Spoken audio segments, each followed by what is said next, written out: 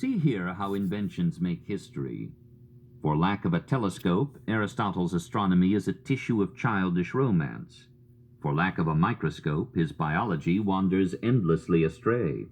Indeed, it was in industrial and technical invention that Greece fell farthest below the general standard of its unparalleled achievements. The Greek disdain of manual work kept everybody but the listless slave from direct acquaintance with the processes of production, from that stimulating contact with machinery which reveals defects and prefigures possibilities. Technical invention was possible only to those who had no interest in it and could not derive from it any material reward. Perhaps the very cheapness of the slaves made invention lag. Muscle was still less costly than machines. And so, while Greek commerce conquered the Mediterranean Sea and Greek philosophy conquered the Mediterranean mind, Greek science straggled, and Greek industry remained almost where Aegean industry had been when the invading Greeks had come down upon it, at Knossos, at Tiryns and Mycenae 1,000 years before.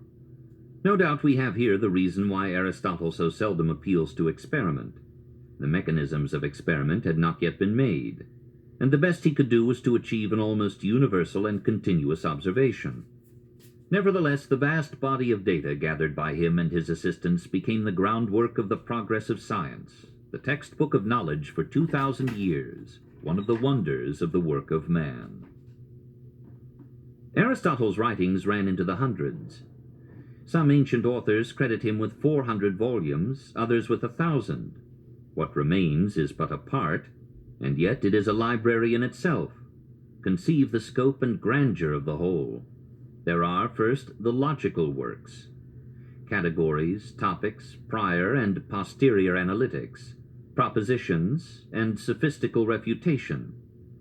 These works were collected and edited by the later Peripatetics under the general title of Aristotle's Organon, that is, the organ or instrument of correct thinking.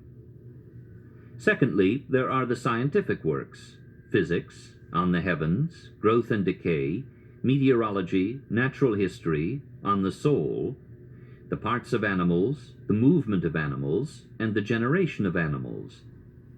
There are, thirdly, the aesthetic works, rhetoric and poetics, and fourthly come the more strictly philosophical works, ethics, politics, and metaphysics.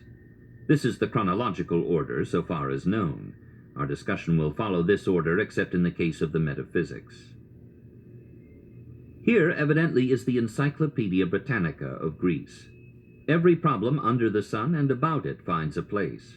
No wonder there are more errors and absurdities in Aristotle than in any other philosopher who ever wrote. Here is such a synthesis of knowledge and theory as no man would ever achieve again till Spencer's day, and even then not half so magnificently. Here, better than Alexander's fitful and brutal victory, was a conquest of the world. If philosophy is the quest of unity, Aristotle deserves the high name that 20 centuries gave him. Ile Philosophus, the philosopher.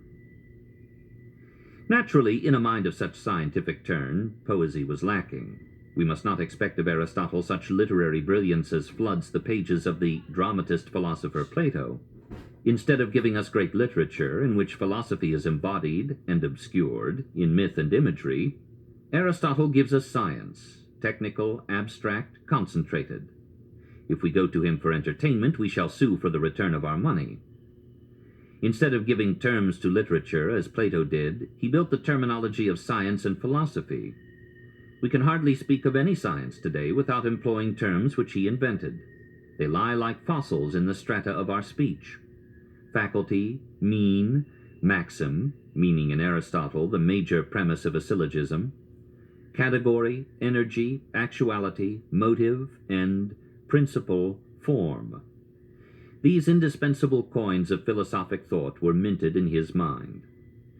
And perhaps this passage from delightful dialogue to precise scientific treatise was a necessary step in the development of philosophy, and science, which is the basis and backbone of philosophy, could not grow until it had evolved its own strict methods of procedure and expression. Aristotle, too, wrote literary dialogues, as highly reputed in their day as Plato's, but they are lost, just as the scientific treatises of Plato have perished.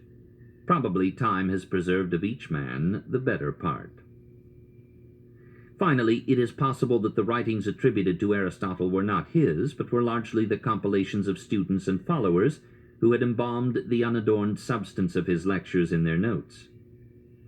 It does not appear that Aristotle published in his lifetime any technical writings except those on logic and rhetoric, and the present form of the logical treatises is due to later editing. In the case of the metaphysics and the politics, the notes left by Aristotle seem to have been put together by his executors without revision or alteration. Even the unity of style which marks Aristotle's writings and offers an argument to those who defend his direct authorship may be, after all, merely a unity given them through common editing by the peripatetic school. About this matter there rages a sort of Homeric question, of almost epic scope, into which the busy reader will not care to go, and on which a modest student will not undertake to judge. We may at all events be sure that Aristotle is the spiritual author of all these books that bear his name, that the hand may be in some cases another's hand, but that the head and the heart are his.